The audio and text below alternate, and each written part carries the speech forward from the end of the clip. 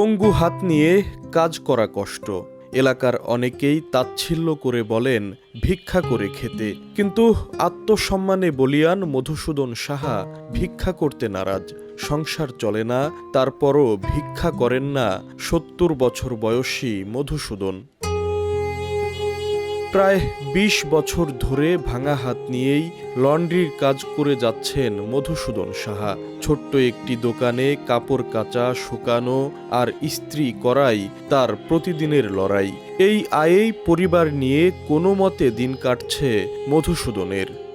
অ্যাক্সিডেন্টের পরে আমাকে অনেক লোকই বলছিল যে ঢাকায় যাও ভিক্ষে চিক্ষে করে খাও, বহু টাকা টুকে পাবা, কিন্তু আমি আমার দ্বারা সম্ভব না বিক্রি করা।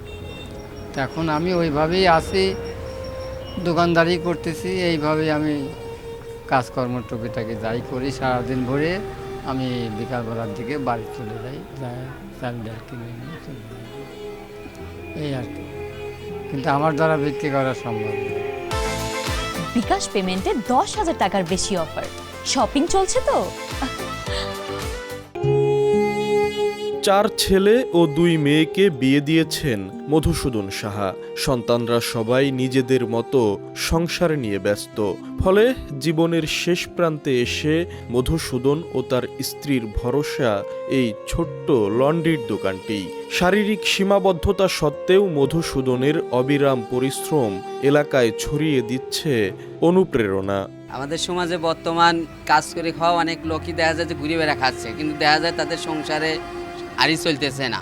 কিন্তু এই বেচারা একটা হাত ভাঙা, তারপরও অনেক কঠোর পরিশ্রম করে যাচ্ছে। আমরা দেখছি, ছোটোবেলা থেকে আমি দেখতেছি উনি কিন্তু অনেক পরিশ্রম করে, মানে এই কাপড় রন্ডি করা এবং দৌত করা, এটা কিন্তু অনেক পরিশ্রমী কাজ।